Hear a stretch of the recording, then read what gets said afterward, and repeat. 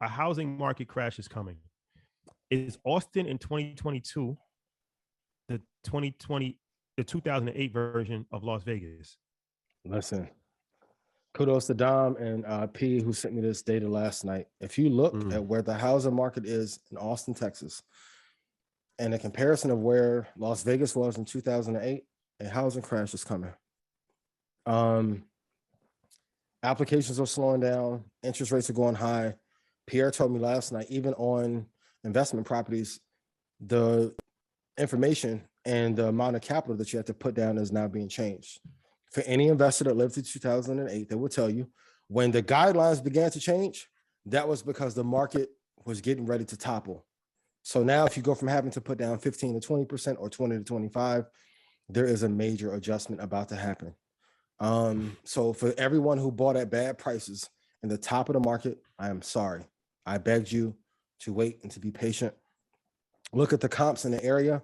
But if a residential neighborhood has went up 3x or 4x in a year and a half, it has to come down. And since we're now in a recession and the Fed has stopped doing quantitative easing, this is the next market that is going to topple over. I know everyone's going to say I'm not right. Same thing happened in October when it came to this market, the stock market. And here we are. The housing market is next. Please be careful. I'm begging you. Yeah. I mean, interesting because when we talk about cities that are tech hubs, everybody always brings up Austin. And we actually had a chance to be out there for South by Southwest. And it looks like it's a flourishing tech central. Yeah, it's booming. It's booming. It's becoming one. But then I did some research on it. I looked at, I think Business Insider had this article. It was the top 15 cities where home appreciation has outpaced wages. Number one city, Austin, Texas. Absolutely. For those who don't know, the people are not making enough to keep up with what the houses cost because everyone from California and Washington began to move there. So I remember when Tim Ferriss and Noah Kagan from OK Dork moved in like 2008, and then Facebook slowly came in. Now we're in a bubble. You have to find what the next Austin is going to be. So, and I've been telling everyone for 5 years, hey, move to Texas, it's way cheaper. But when a population or a city becomes overinflated and you're having people that are put down 700,000 cash and the house is worth 550, that is the same thing that happened in 2008. I truly believe like banks, and we may not know this truly for 2 years, I think banks intentionally imploded the crypto market to get the same results and reaction from 2008 for those who missed out and who studied that market. Friedman is doing a great job at being Buffett at FTX for the crypto space, but there's a bunch of people in investment banking who are like, damn, I missed out on 08. If we can infiltrate the crypto market with all this fanfare.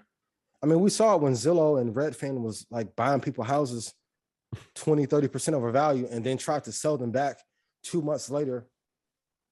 That's a crash in itself. Yeah. It's over with. Yeah.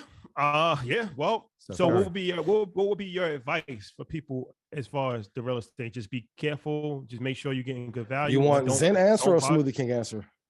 Smoothie King. Let's go. Definitely Smoothie Let's King. go full. Stop buying everything at stupid prices. Write this down. Your number one job in everything you invest in, you don't have to like me or believe me, is to stop buying shit at dumb prices. You can do a Fibonacci retracement over any market. Water, OnlyFans subscriptions, oranges, right? The price of tickets to fly to Invest Fest with them. Everything has a high. You should buy nothing 90% from the high. I screamed that all last year. Mike clipped that up. Nikki clipped that up. You have to buy at the best prices. The way people finesse you is to create fanfare and then use you as liquidity to drive the price up so they can exit. Once again, China did not announce on Twitter, I'm going to buy this farmland. And now we can come in together with the Dow to buy it together. They're quiet about that. Why? Bill Gates has never announced, come into my fund and you can buy all this land with me. Now wait till you find out those two are buying things in tandem. Stop buying at bad prices. It's only for the benefit of someone else. And if I've made you money, please put yes in chat. Please. Did I say the clock analogy last week? Yeah. Nope. Yeah. Did you? Great analogy. Say it again. Yeah, Yeah, go ahead. Yeah, so Don Peebles, legendary billionaire May have real heard of estate him. developer. When we spoke to him, he said that his philosophy with real estate, because I asked him, I'm like, how do you feel about the real estate market? Is it too hot? Is it da-da-da-da? He's like, his philosophy with real estate and just investing in general is like a clock. And he was like, right now it's at like the clock is at 12 o'clock. Mm. And he said, you don't buy when it's at 12 o'clock. Like the hands is like, it's like pointing up like this. Mhm. He said his philosophy is to wait till it gets to like 3 o'clock, I think.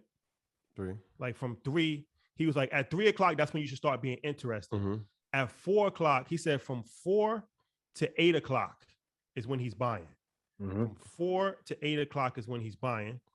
And then from 8 o'clock to 12 o'clock is like when he's selling. His selling off. And then from 12 o'clock to 4 o'clock is when he's researching. That's what it was. From 12 o'clock to 4 o'clock is research. 4 o'clock to 8 o'clock is buying.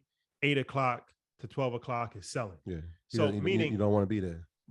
Buy low, sell high. And he said right Yes. now it's at 12 o'clock right now. That's what he said. I don't know. He's a billionaire.